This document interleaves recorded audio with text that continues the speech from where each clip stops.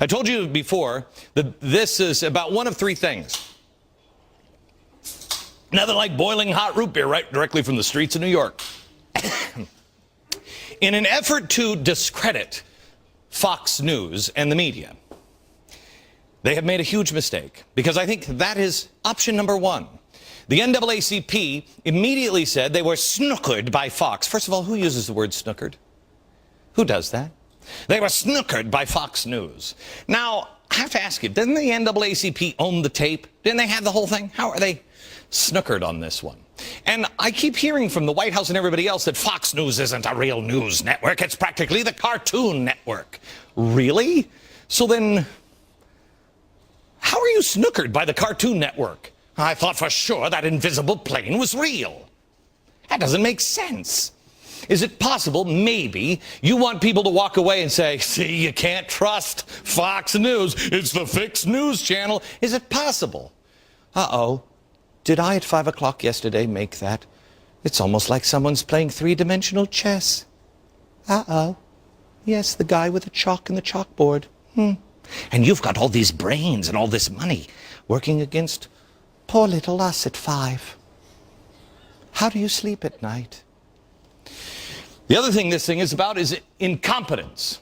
I mean, how many terrible decisions has this administration made? I mean, really. Ones that are destroying the country. It's almost like they're intentionally trying to destroy it. Oh, did I say that? I better take another swig of root beer. Kids, don't drink this stuff at home. I'm a professional. The incompetence is not just in the White House, it is in the press. They're not incompetent, they are complicit. Now, here's what they say about me. Glenn Beck just does nothing but smear campaigns. Glenn Beck takes things out of context. Glenn Beck distorts things. Glenn Beck jumps to conclusions. Really? Would you like to come over for a hot root beer summit with us? Because I think we could level those same charges at this administration. What do you say?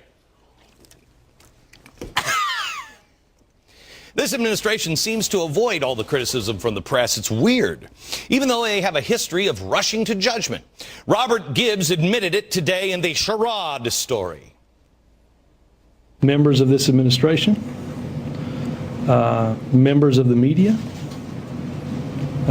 members of different political factions on both sides of this have all made determinations and judgments without a full set of facts. No, not me. Rob, may I call you Rob? You prefer Bobby. Bobby, don't try to spread the blame. I didn't fire her. You did. Nobody here at Fox News fired her. You did. Yeah, without the facts. Boy, oh boy, somebody who sued this woman sued the federal government and won $13 million in a settlement. Can you imagine how she's going to sue you guys now? Wait a minute, that's us. Uh-oh, that's a problem. Somebody get Cloward and Piven on the phone. It's almost like there's a pattern here. Boy, you know what? Let me tell you something. This is a good case. The White House should unionize all of their workers. That way, they could go to rubber rooms and never, ever be fired. Let's look at the pattern here. Do you remember when the president condemned the Cambridge police at the National Press Conference a year ago tomorrow? The Cambridge police acted stupidly in arresting somebody when there was already proof that they were in their own home. Yeah. He didn't have all the facts. He lashed out, didn't have all the facts, and that's why he had to have that teachable moment to be a summit. Yeah, we get a cop involved. We get everything else. But what did they learn, really? The president can throw back a few beers. He knows how to spin a story. And the truth doesn't matter. That's what I learned. Is that what you learned? Was that what I was supposed to learn? What were they supposed to learn? Maybe they should have learned don't rush to make comments. Maybe he only rushes to make comments because he knows what the typical white person is really all about. The point I was making was not that my grandmother harbors any racial animosity. She doesn't. No, she doesn't. She is a typical white person who, if she sees somebody on the street that she doesn't know, there's a reaction that's been bred into our experiences that don't go away. No big deal. Why pay attention to that? What are you doing? Just clinging to your sky god and your boomstick. I'd like to say it almost sounds like he's making judgments without the facts. But let me ask Robert Gibbs to be sure. What happened here, Robert? Made determinations and judgments without a full set of facts. Now, normally I'd say I'm taking that sound out of context, but today it actually applies. Before he even bothered reading the Arizona immigration bill, the president immediately came out to warn kids that they will be snatched up while eating ice cream with grandpapa. If you are a Hispanic American in Arizona, your great-grandparents may have been there before Arizona was even a state. Yes. But now suddenly, if you don't have your papers and you took your kid out to get ice cream, Just for ice cream? you're going to be harassed. That's something that could potentially happen. Let's get it right straight from the horse's mouth at the White House. Bobby Gibbs. Made determinations and judgments without a full set of facts. Couldn't agree with you more. Thank you, Bobby. And how about those evil doctors the president always warns us about? Remember when Obama made the outrageous assumptions that they were doing unnecessary foot amputations and ripping the tonsils right out of children's mouths and throats for a few extra bucks? If that same diabetic ends up getting their foot amputated, that's $30,000, $40,000, $50,000. Immediately, the surgeon is reimbursed. The doctor may look at the reimbursement system and say to himself, you know what, I make a lot more money if I take this kid's tonsils out. Oh, my goodness. So we will have tonsless, footless children being harassed at ice cream parlors all across the nation. It almost sounds a little like, oh, Robert, how would you describe what just happened there?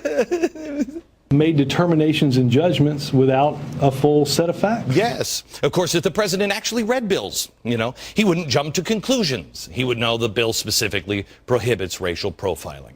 The BP oil spill, the president said he hadn't even bothered meeting with BP CEOs because he already knows what people like that are going to say.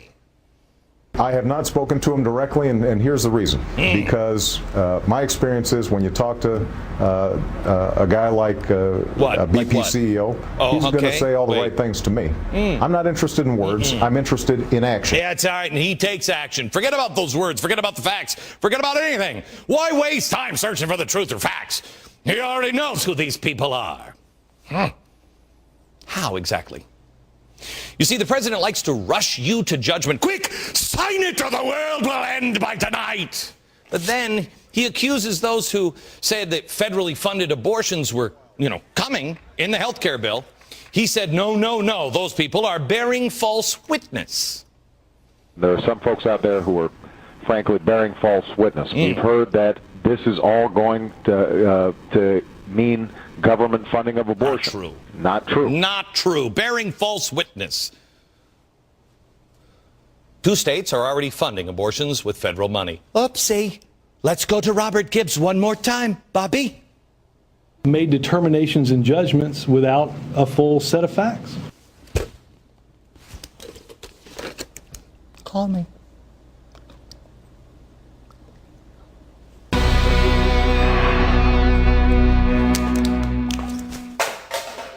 We're having a root beer summit today, and I hope we all learn a lesson. We all know about bias in the media. We've shown many examples of the liberal or progressive bias in the mainstream media. We know that they complain that we here at Fox are biased towards conservatives or Republicans. Well, I guess compared to them, showing both sides, airing the facts, I guess to them that would appear biased. But until this week, we didn't even know the full extent of what was happening behind the scenes with the media. We showed you last night there is an organization of journalists.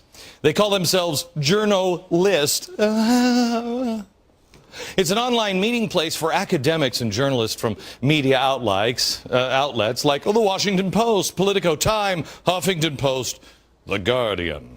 This is where they share ideas, have discussions, just generally comment on how to influence the news that they're supposed to objectively be covering.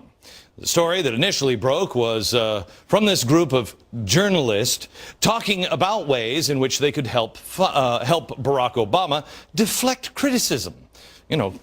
Stop talking about the Jeremiah Wright thing. just by calling conservatives like Fred Barnes or Karl Rove a racist. Well, we're finding more about this top secret group's discussions. It's not so secret now, is it? You don't like it when we start to reveal secrets about you guys, do we?